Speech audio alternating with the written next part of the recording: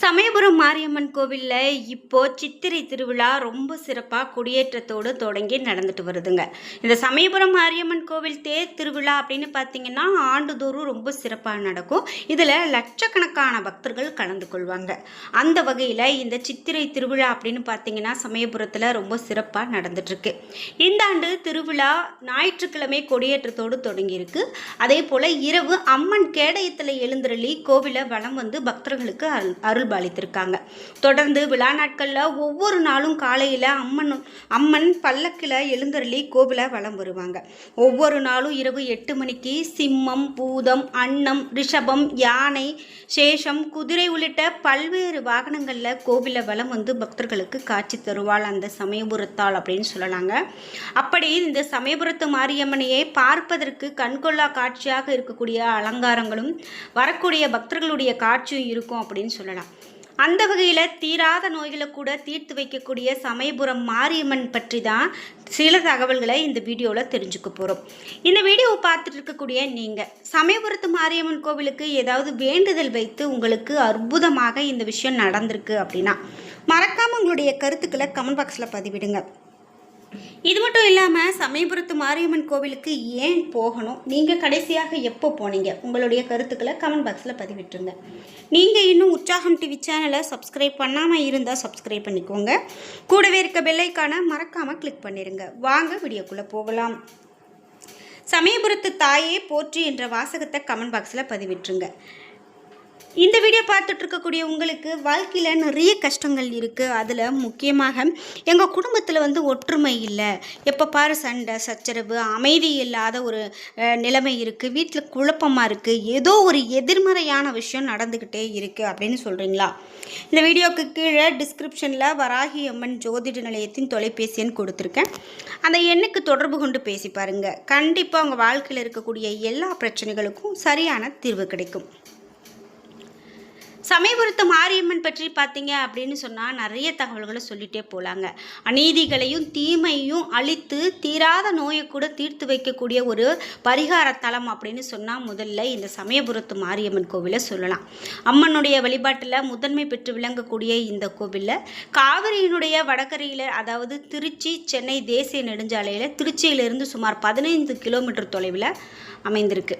இந்த சமயபுரத்து மாரியம்மனை நாம் ஒரு காகிதத்தில் நம்மளுடைய வேண்டுதல்களை எழுதி இந்த கோவிலில் வைக்கிறாங்க. அப்படி அந்த பேப்பரில் நம்ம எழுதி வைக்கிற ஒரு வேண்டுதல் கூட நிறைவேறுது அப்படிங்கிறது இன்றைக்கி இருக்கக்கூடிய ஒரு கருத்து. அது மட்டும் இல்லாமல் இந்த அம்மனை நாம் மனதார விளக்கு ஏற்று நம்ம வீட்டில் இருந்து வழிபாடு செய்துட்டு வந்தோம் அப்படின்னா கூட நிறைவேறும். ஒரு சிலருக்கு நம்ம கோவிலுக்கு போகணும் அப்படின்னு இருக்கும், ஆனால் போக முடியாத ஏதோ ஒரு தடை வந்துக்கிட்டே இருக்குது அப்படின்னா நம்மளால் முடிந்த ₹1 அல்லது ₹11, ₹108 இந்த மாதிரி நாணயங்களை ஒரு மஞ்சள் துணியில் முடிந்து வைத்து நம்ம வீட்டிலேயே வைத்து கூட வழிபாடு செய்து கொள்கிறாங்க. அப்படி வழிபாடு செய்து நம்ம வேண்டுதல் நிறைவேறிய உடனே நம்ம எப்போ கோவிலுக்கு போக முடியுமோ அப்போது அந்த கோவிலுக்கு எடுத்துகிட்டு போய் அதை உண்டியலில் சேர்க்குறாங்க. அந்த மஞ்சள் முடிச்சு அப்படின்னு பார்த்திங்கன்னா கண்டிப்பாக நம்ம வாழ்க்கையில் பெரும் மாற்றத்தை ஏற்படுத்தக்கூடியதாக இருக்கும் அப்படின்னு சொல்கிறாங்க. இவையெல்லாம் கேட்பதற்கே ரொம்ப ஆச்சரியமான ஒரு தகவலாக இருக்குங்க. இதே போல் நம்ம உடம்பில் ஏதாவது ஒரு உறுப்பில் பிரச்சனை, இப்போ கண் பிரச்சனை அப்படின்னா கண் போன்ற உருவம் இந்த கோவிலுக்கு வெளியிலேயே விற்றுட்ருப்பாங்க. அந்த உருவத்தை வாங்கி வச்சு நீங்கள் வழிபாடு செஞ்சுக்கிட்டீங்க அப்படின்னா கண் பிரச்சனை உங்களுக்கு தீரும் அப்படின்னு சொல்கிறாங்க. இதே போல் கை கால் பிரச்சனை இது மாதிரி இருக்கிறவங்க கூட இப்படி உருவங்களை வாங்கி வைத்து வழிபாடு செய்து கொள்கிறாங்க. முக்கியமாக குழந்தை வரம் வேண்டும் அப்படின்னு சொல்கிறவங்க இங்கு இந்த சமயபுரத்து அம்மனை வழிபாடு செய்து கொண்டு போகிறாங்க. அன்னை இடது காலை மடித்து வலது காலை தொங்க விட்டு அமர்ந்திருக்கக்கூடிய காட்சியை பார்க்க முடியும். பாதாளத்தில் 3 அசுரர்கள் தலை காணப்படும். அவை ஆணவம், கண்மம், மாயை இவற்றை குறிக்கிறது அப்படின்னு சொல்லலாம். 8 திருக்கரங்களில் முறையே கத்தி, கபாலம், சூலம், மணிமாலை, வில், அம்பு, உடுக்கை, பாசம் ஆகியவற்றை ஏந்தி இருப்பால் இந்த சமயபுரத்தாள் அப்படின்னு சொல்லலாம். ஜொலிக்கக்கூடிய தோடுகளும் மூக்குத்தியும் அணிந்திருக்கக்கூடிய அம்மனை பார்க்க முடியும். முக்கியமாக இந்த சமயபுரத்து மாரியம்மன் சிகப்பு நிற திருமேனியாக மாதுளை நிறத்தாள் அப்படின்னு சொல்லுவாங்க.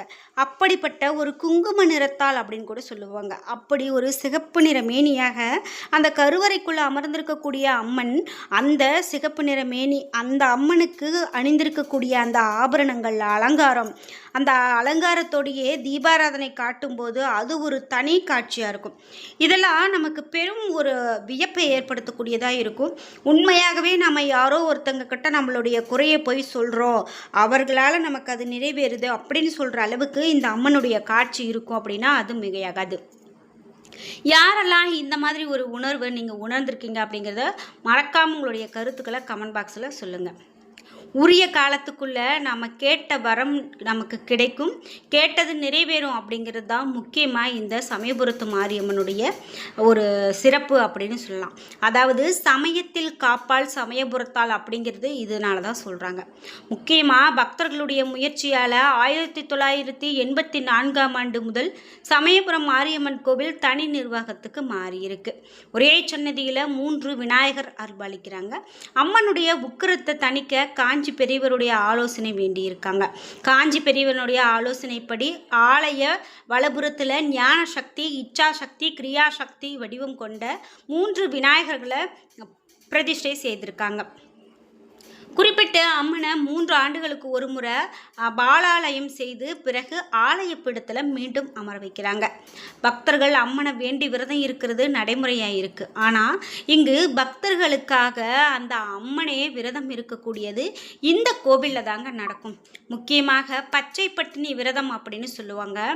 பெரும் சிறப்பை பெற்றிருக்கக்கூடிய இந்த சமயபுரத்து மாரியம்மனுடைய இந்த விரதம் அப்படின்னு பார்த்தீங்கன்னா, இதை காண்பதற்காகவே ஏராளமான பக்தர்கள் இந்த கோவிலுக்கு வருவாங்க. அந்த கடவுளே விரதம் இருக்கக்கூடிய நிகழ்வு எவ்வளவு பெரிய சிறப்பு. மாசி மாத கடைசி ஞாயிற்றுக்கிழமை அம்மனின் இந்த விரதம் பார்த்தீங்கன்னா துவங்கும். விரத காலமான மாசி முதல் பங்குனி கடைசி ஞாயிறு வரை 27 நாட்களும் அம்பாளுக்கு ஒருவேளை நிவேதியம் மட்டும் கொடுப்பாங்க. அதாவது சாயரட்சை பூஜையின் போது இளநீர், மோர், பானகம், துள்ளு மாவு, பச்சரிசி மாவு, நாட்டு சர்க்கரை சேர்த்தது தான் துள்ளு மாவு அப்படின்னு சொல்லுவாங்க. வெள்ளரி பிஞ்சு இவையெல்லாம் நைவேத்தியமாக வைக்கப்படும். சித்திரை மாதத்தினுடைய கத்திரி வெயிலில் அம்மை நோய் மக்களுக்கு ஏற்படும். இந்த வெப்பத்தை ஏற்றுக்கொண்டு மக்களை குளிர வைக்கும் தாயினுடைய உடல் வெப்பத்தை தணிக்கவே பக்தர்கள் பூமாரி பிழிந்து குளிர செய்கிறாங்க அப்படின்னு சொல்லலாம். சமயபுரத்தாள் கோவில் கிழக்கு நோக்கி அமைந்திருக்கும். கிழக்கு மேற்காக சுமார் 280 அடி நீளத்தோடு, தெற்கு வடக்காக 150 அடி அகலத்தோடும் அமைந்திருக்கக்கூடியதை பார்க்க முடியும். இரண்டாம் பிரகாரத்தில் விநாயகர், மாரியம்மன், உற்சவமூர்த்தி மற்றும் கருப்பண்ணசாமி ஆகியோருடைய சந்நிதிகள் இருக்கிறதையும் நம்மளால் பார்க்க முடியும். சமயபுரத்தால் விக்கிரகம் மூலிகைகளால் ஆனதால் அதற்கு அபிஷேகம் கிடையாது.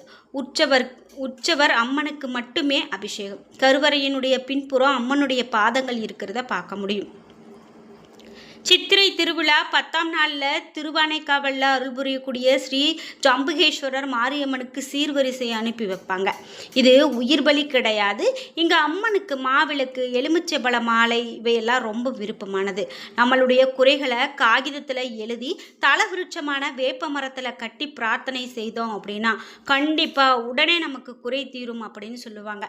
இங்கு கரும்பு தூளி எடுத்தல் அப்படிங்கிற ஒரு விசேஷமான பிரார்த்தனை இன்றைக்கும் நடந்துட்டு இருக்குங்க. குழந்தை பேர் இல்லை அப்படின்னு சொல்லக்கூடிய தம்பதிகள் நாம் இங்கே வந்து நேர்ந்துக்கிட்டு இங்கே வந்து வழிபாடு செஞ்சாங்க அப்படின்னா கண்டிப்பாக அது நடக்குது.